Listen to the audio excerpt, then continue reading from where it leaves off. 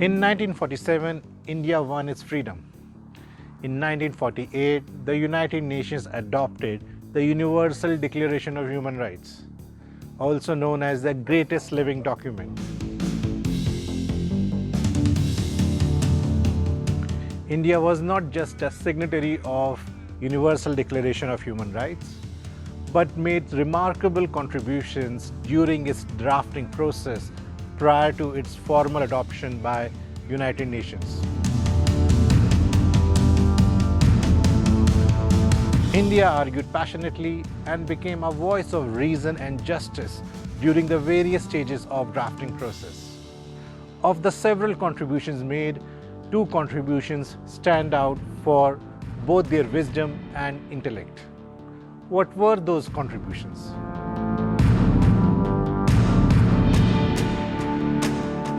Whether God is the source of human rights, or human rights should be seen as the natural rights of human beings. This point was debated at various stages of drafting process. What was India's position on it? India's position was that there were millions of people around the world who did not believe in God. Therefore, the word God should be omitted from the Universal Declaration of Human Rights. India's position was accepted and the word God was removed from the earlier drafts. On 12th December 1947, the Commission of Human Rights met to discuss the articles of the draft declaration. The initial text of the Article 1 of the draft declaration said something like, "All men are born free and equal in dignity and rights. They are endowed by nature with reason and conscience and should act towards one another like brothers."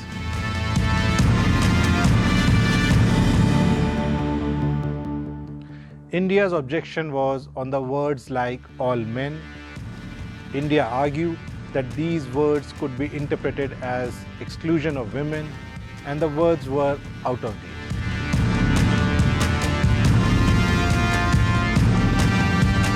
The Commission initially ignored India's objection, and the article was adopted in its original form. A debate followed, and a point was made that all men refers in a general sense to include all human beings.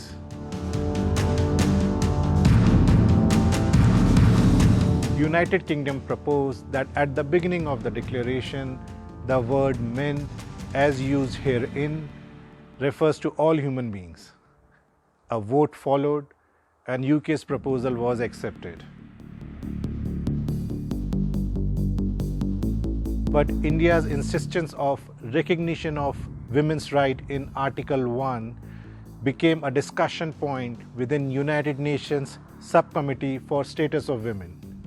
Several delegations supported this idea and came up with a similar language.